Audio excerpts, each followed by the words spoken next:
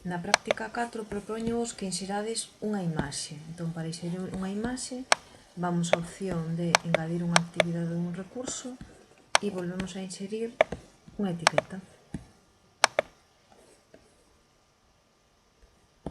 Teríamos aquí a etiqueta e vamos a poñer aquí unha imaxe.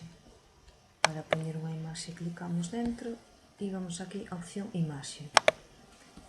E vamos a buscar aquí imaxes que teñamos, por exemplo, no disco duro, non?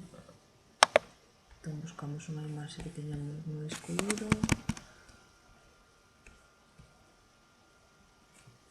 Vale, eu collo unha imaxe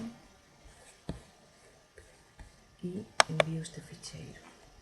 Tería aquí esta imaxe, podemos poñerlle un alineamento no medio e lle damos a guardar imaxe e diríamos aquí a imaxe. Que a queremos máis pequeniña a imaxe, ou máis grande o tamaño,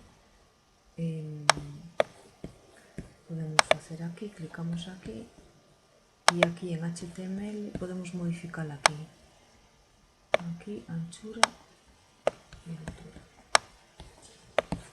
Damos a carga de volver ao curso e xa teríamos a nosa imaxe. Vale, tería neste caso un tamaño perfecto, pero poderíamos facela máis pequena ou máis grande.